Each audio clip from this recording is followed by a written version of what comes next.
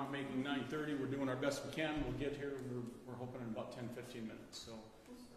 So yeah, it's a good question. I'll run through the speaking order again. First speaker will be Minnesota Governor Tim Walz.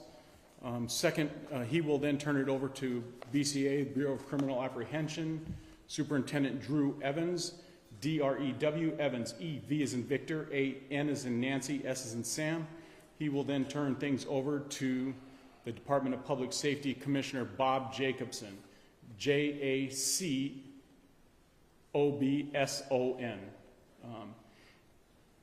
And then others will be present. They're not expected to speak proactively at this time.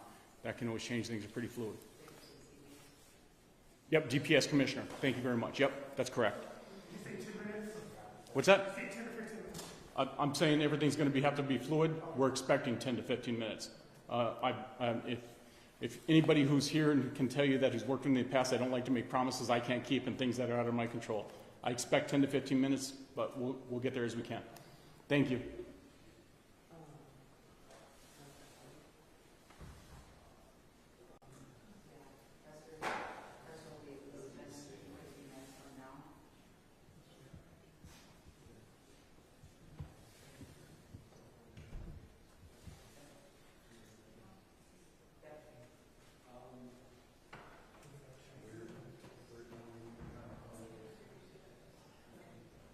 Hey guys, can we, I want to you guys, and also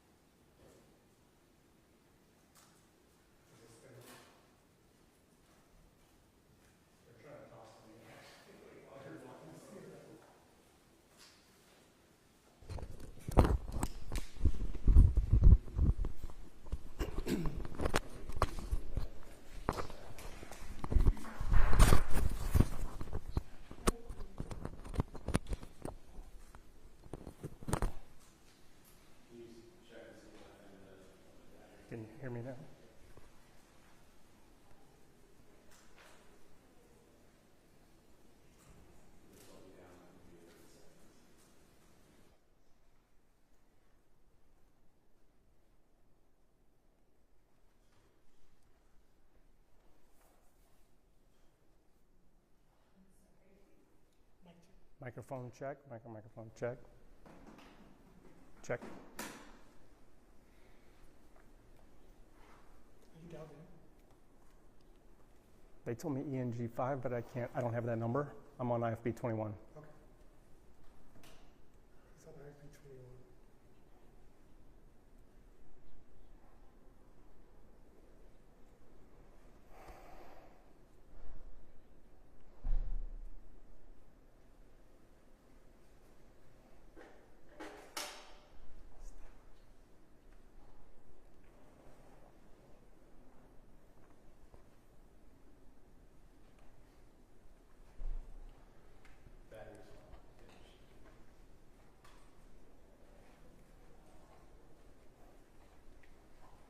Yeah, it's been delayed a little bit here, but yeah, I can tell you a little bit more about Melissa Hortman and John Hoffman. Melissa's been the Speaker of the House before she was Speaker Emerita now. She was the most powerful Democrat in the House here. She was responsible for negotiations at the beginning of the session over the power struggle that they had. And at the end of the session and into the special session to make sure every bill passed. So she's literally the #1 Democrat in the House, had her hands in every single bill that went through the special session. And, she's widely respected in both parties there for the work that she does.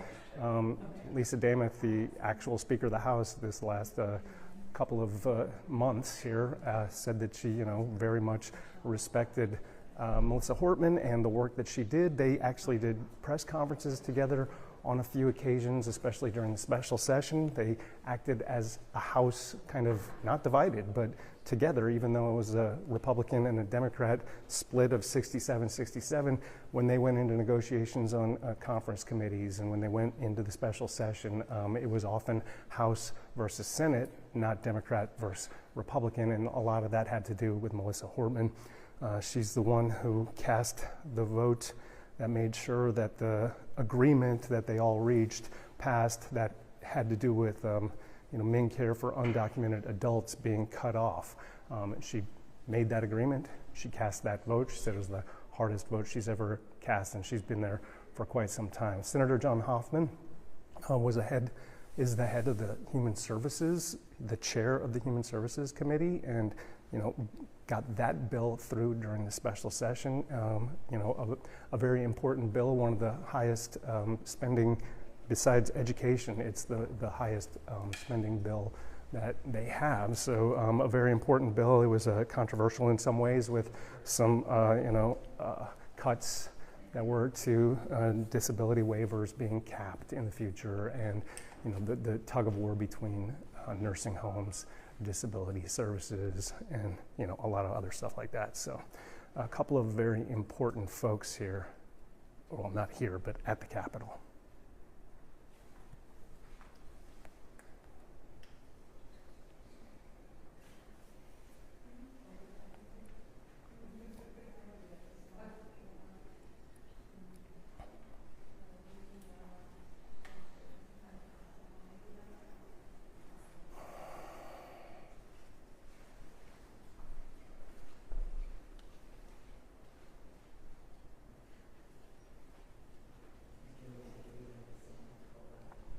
Yeah, they'll start with Governor Walz, who's very close to Melissa Hortman.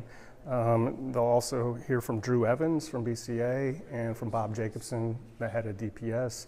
I am hearing that there'll be some other people here, but don't believe they'll actually speak. But those three, Governor Walz, Drew Evans, and Bob Jacobson, will be the speakers.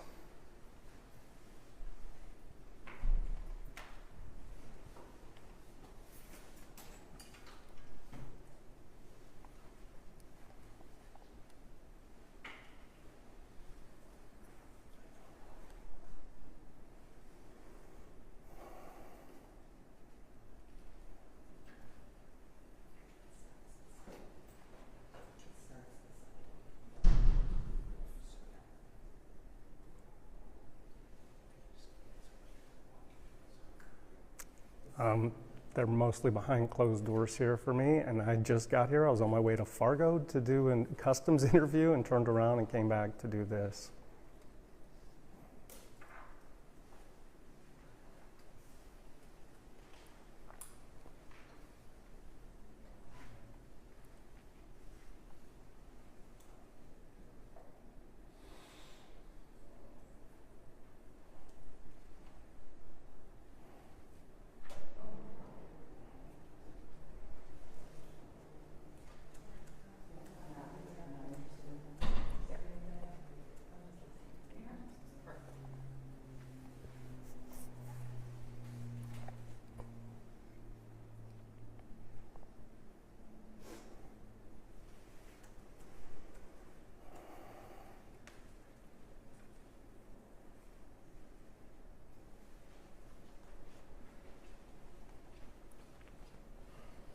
Yeah, I mean, the relationship, I think, at the start of the session between Democrats and Republicans wasn't really one that had a lot of trust in it. Between what happened at the end of the 24 session and the standoff between Democrats and Republicans, where the Democrats didn't show up for 23 days because the Republicans wanted to kind of control all the power levers there. So at the beginning, sorry, I'm listening to an update right now, so it sounds like we're going to get them in about 5 minutes here. So we'll get that pretty soon to you. But yeah, the relationship wasn't good to start the session, but by the end of the session, I think in large part due to the work done by Melissa Hortman, I think it had been pretty well sewn up. There wasn't 100% trust. There was that agreement on the undocumented adults being cut off of MinCare. The Republicans, definitely wanted that, and Melissa Hortman had agreed to cast that vote, and the governor had agreed to, you can come through, it's okay. The governor had agreed to sign it, but Republicans weren't 100% trusting that would happen, and then had to put kind of a poison pill in there to kill all Department of Health funding if it didn't pass. And so, but that was just, a standard operating procedure, I'd say, here at the legislature. But the work that Melissa Hortman had done with Lisa Damuth had definitely, put them kind of in a tight connection. And Governor Walz did, talk about that quite often, that, there wasn't like temper tantrums here. I talked to Hortman and Damuth, right after they finished the special session at about 10:45 on Monday night, and they were very collegial. They had a good relationship, and they got this through. And again, like I was saying, it was House against Senate more often than it was Democrats against Republicans by the time they got to passing all those bills in the special session.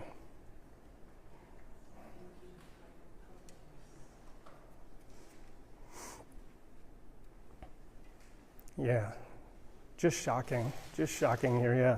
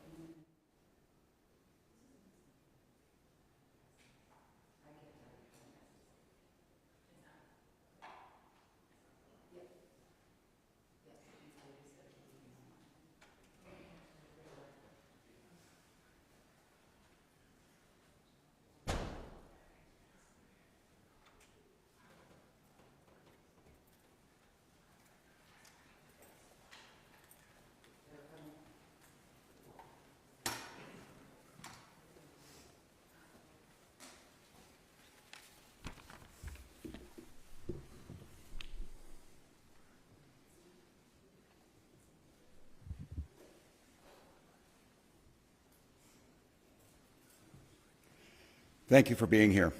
In a moment, you'll hear from law enforcement officials who will share with you what they can as up-to-minute update on the situation here in Minnesota. You're going to be joined by Commissioner Bob Jacobson, BCA Superintendent Drew Evans, State Patrol Colonel Christina Bogoyevich, Champlin Park Police Chief Snyder, and Brooklyn Park Police Chief Mark Bruley, as well as the Mayor of Brooklyn Park. We're here today because an unspeakable tragedy has unfolded in Minnesota.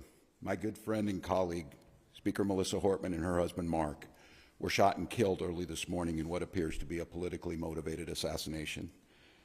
Our state lost a great leader, and I lost a dearest of friends.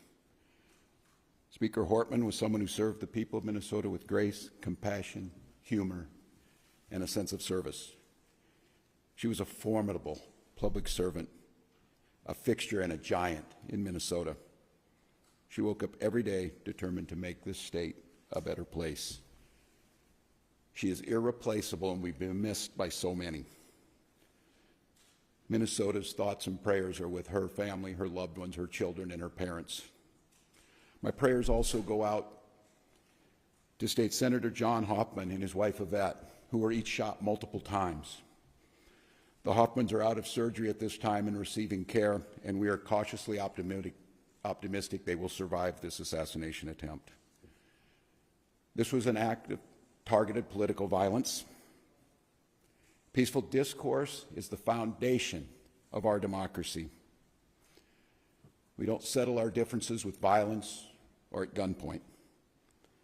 In the state of Minnesota, and as recently as last week, in the most closely divided state legislature in the country, we sat down, we worked things out, we debated, we shook hands and compromised, and we served the state of Minnesota together. We proved that it's possible, even in these politically charged times, to find compromise and adhere to the principles of democracy and civil discourse. We must all, Minnesota and across the country, stand against all forms of political violence. At this precipice moment we're on, this tragic act here in Minnesota should serve as a reminder to all of us.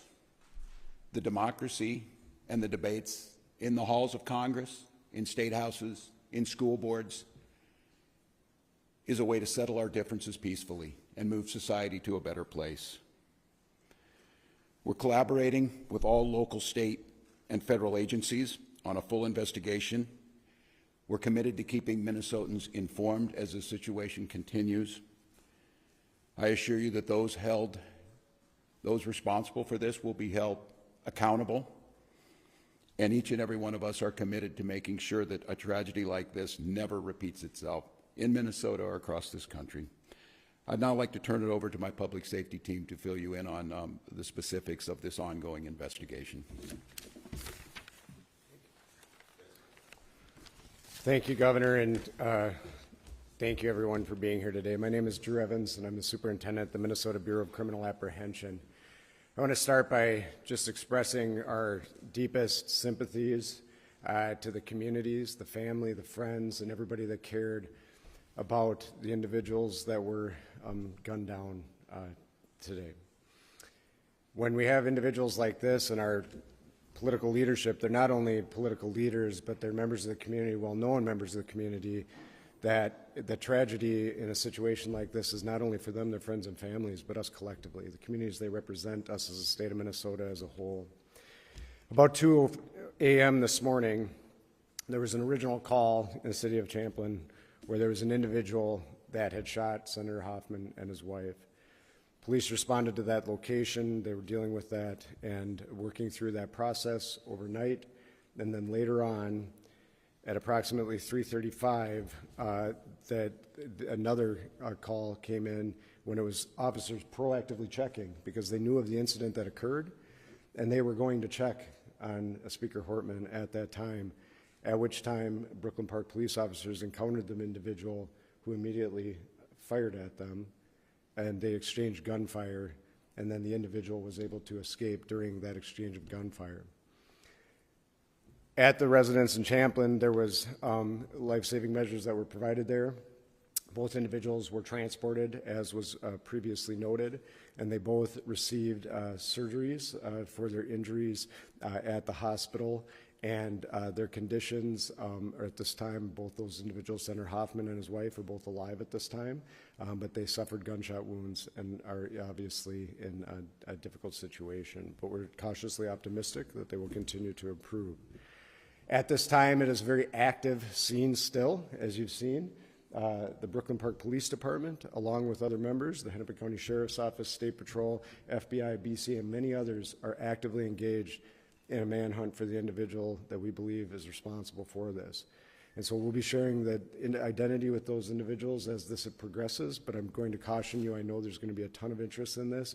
We're not at the position we can do that as we're actively searching for that individual. Right now, just as noted, we have teams. Hennepin County Sheriff's Office in Champlin are working at the scene there that occurred there. And then we are also, as we're stabilizing this between Brooklyn Park, working on the homicide investigation with Brooklyn Park Police, the BCA, FBI is assisting there as well, and we'll be conducting a crime scene investigation there. And then the individuals that were killed will be doing autopsies of those individuals to determine the extent of their injuries and how they passed away. But it was from gunshot wounds. At this time, I will answer questions after Commissioner of Public Safety Bob Jacobson speaks, but we'll be happy to take a few questions.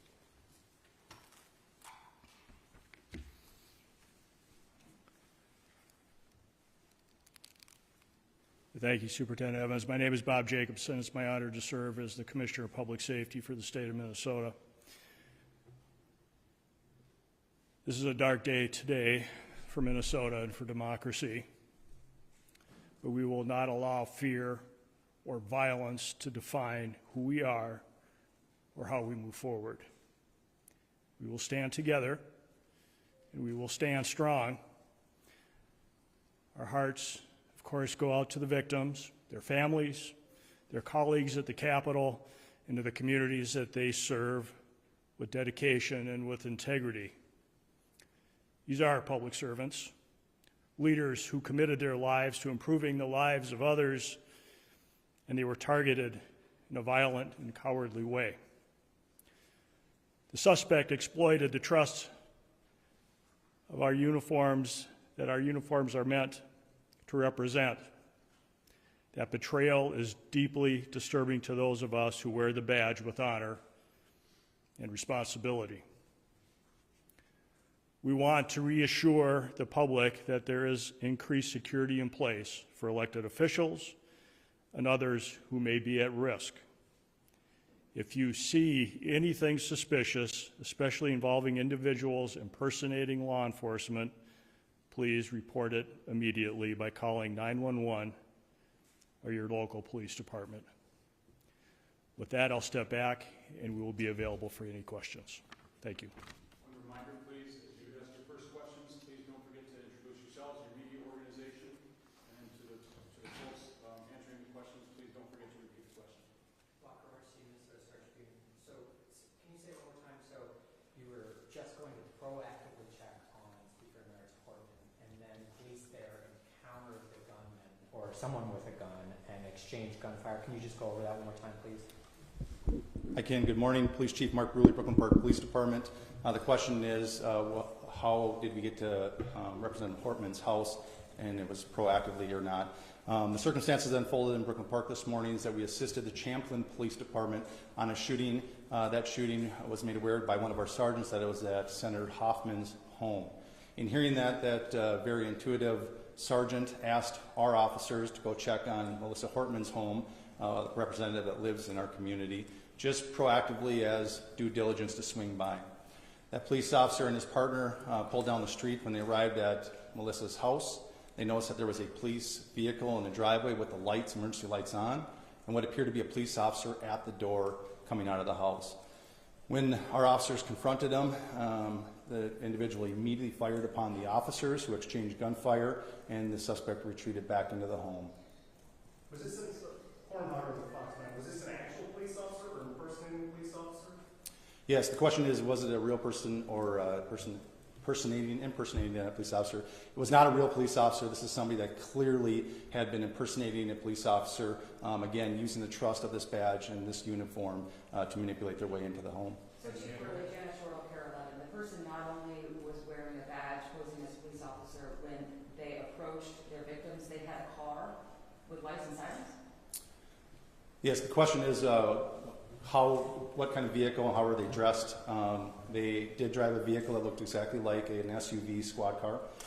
It was equipped with lights, emergency lights that looked exactly like a police vehicle. And yes, they were wearing a vest with taser, other equipment that would, a badge very similar to mine, that no question, if they were in this room, you would assume that they are a police officer. Chief Bruley, Adam Duxter with WCCO News. Can you describe the moments after that played out? You said the person went into the home, and then can you help us understand the next 10-15 minutes of how we got to the point we're at now?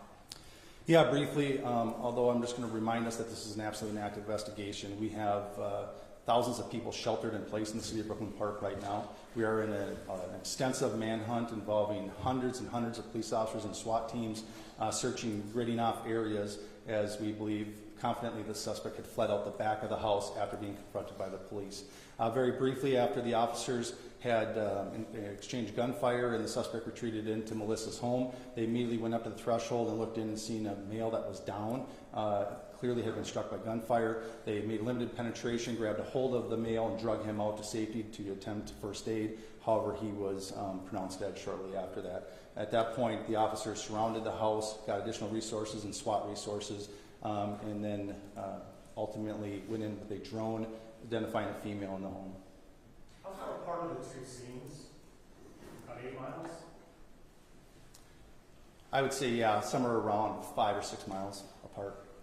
How much do you know about did the person that was impersonating the officer who allegedly shot these people, did they knock on the door and people came to the door, or the person break into the home? Yeah, it was knocking on the door and asking the person to come out, absolutely impersonating a police officer. Do you all have the suspect's car? We do have the suspect's car. Suspect is on foot. That is what the large-scale search is currently going on. I just remind residents of Brooklyn Park, I know it's been a long time, but those that are in the grid that we gave the alert out to continue to shelter in place. We're also reminding them that if somebody comes to the door and they knock on the door and claiming to be a police officer, please do a couple of things. One, call 911 and confirm that the officer belongs there. If they are a police officer, dispatch will be able to confirm that that person is a police officer. Also, we've informed all our officers in Brooklyn Park that they are not to approach anybody by themselves. They're to approach in pairs, meaning 2 officers. So if there's only 1 officer outside the door, do not answer the door and call 911. If it's a Brooklyn Park police officer or any of our partners that are assisting, they will come in pairs of 2 or more. Do you know if the gunman said someone?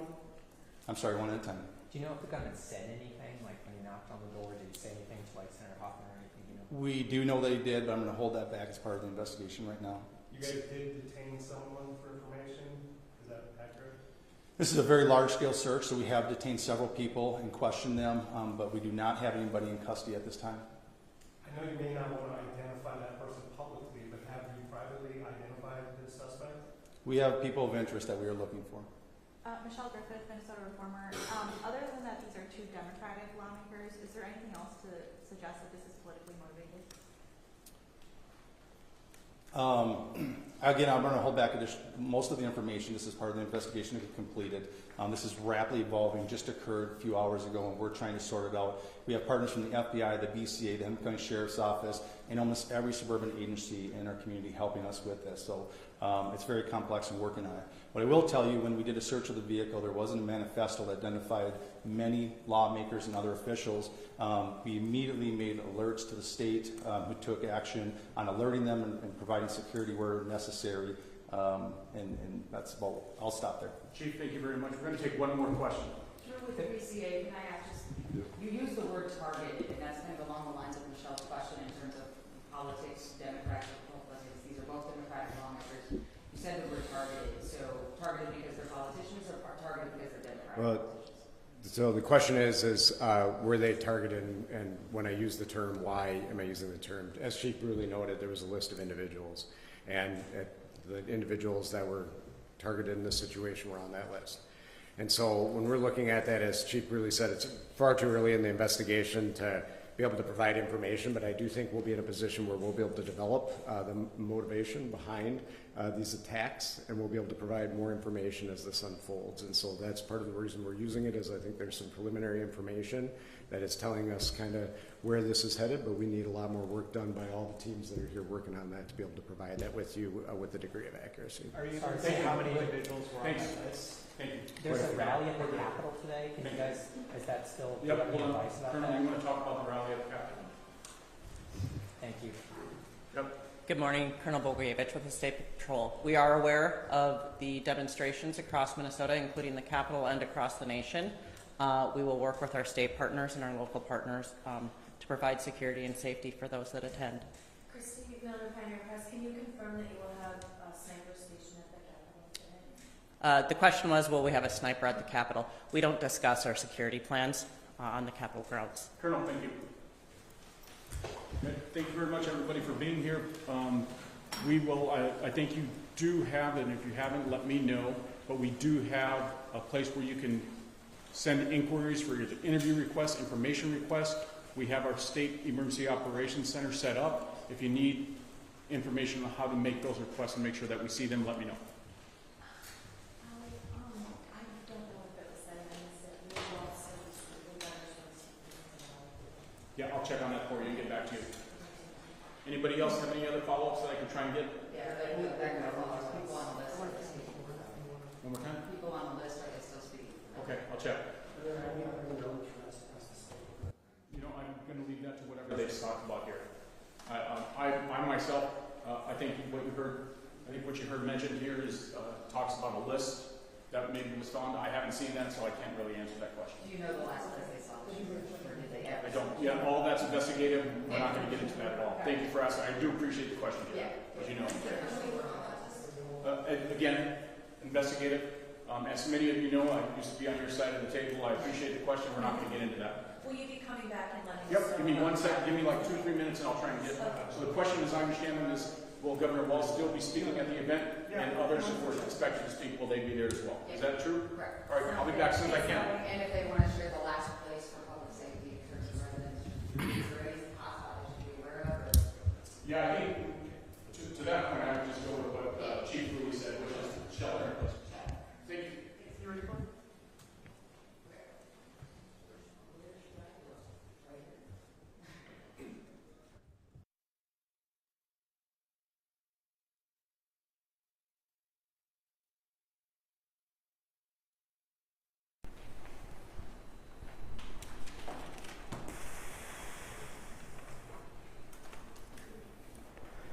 I don't know what to say, just completely shocking.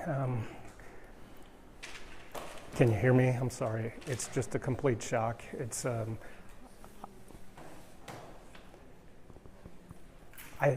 I'm okay.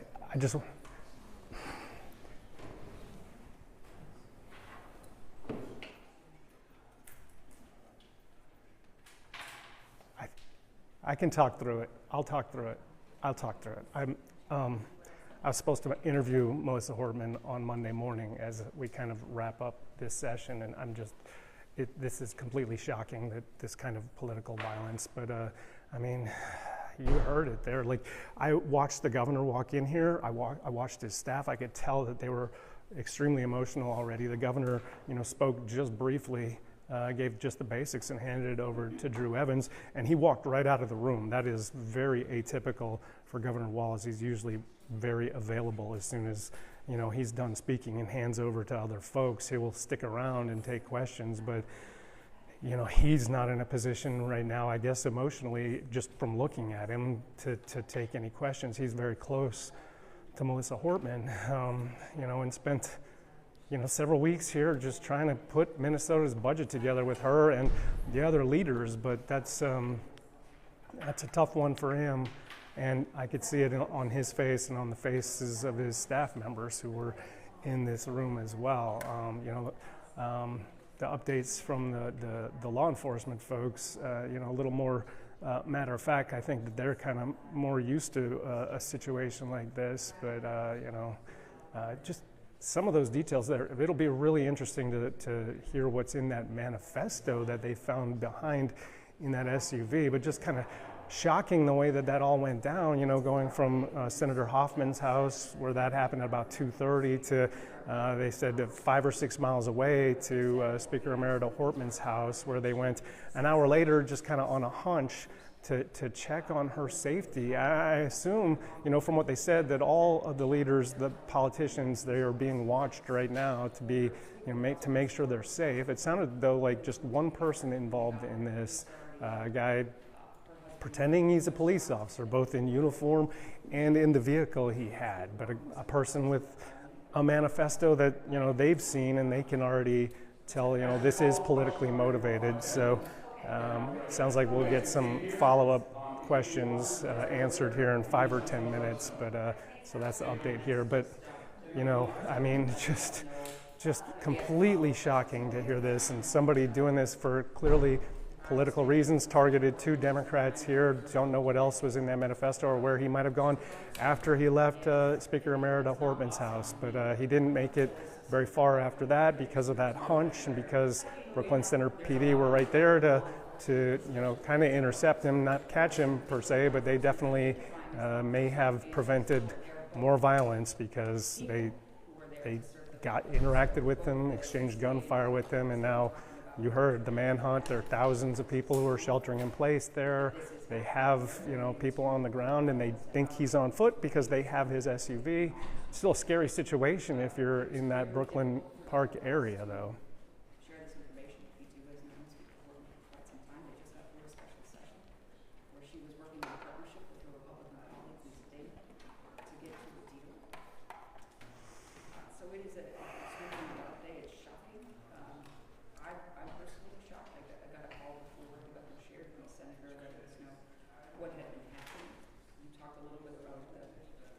the expertise of how the suspect went from one place to another. There was a huge showing of law enforcement here, sheriffs, police chiefs, DPS, and that's a signal to Minnesota Yeah. right now of how many people are actually looking for the suspect who, as you noted, Chris, left. Yeah, it did sound like just one suspect. However, they said people of interest. You heard that correctly when I asked them,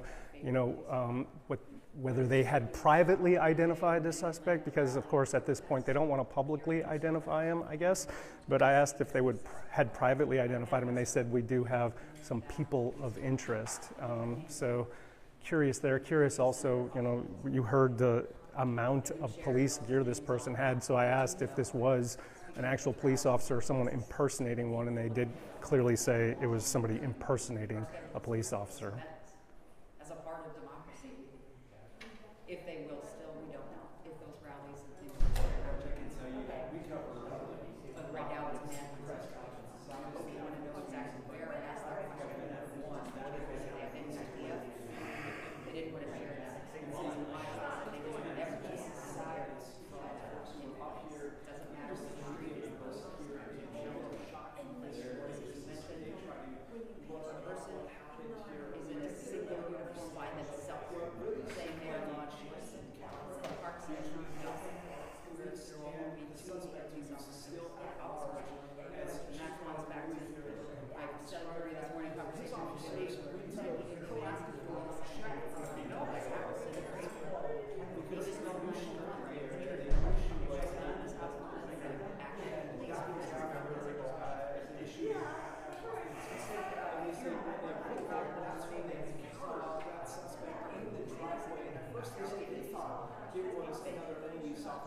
I asked questions like police type SUV with lights and sirens on it. They encountered that man, that suspect, outside of. They wouldn't say that's where the suspect was shot down. If you were going back into the session, former speaker Hoffman, back of the I would say Brendan Jennifer, we just heard from in absolute state of shock and sadness now on the wall speaking, and they not taking any questions, immediately going out of this room, and law enforcement really focusing and driving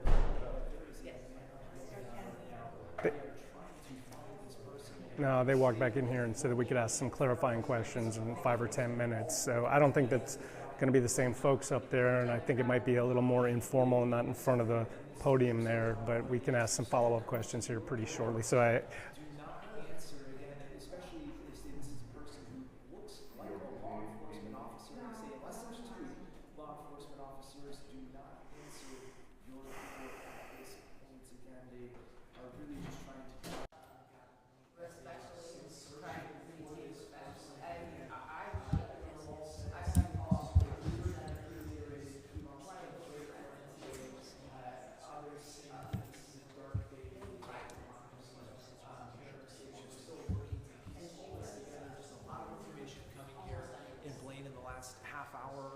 But again, just a shocking day. I can't remember a day quite like this, as people are still working to kind of piece everything together themselves. But one thing about those rallies, we anticipated there would be 10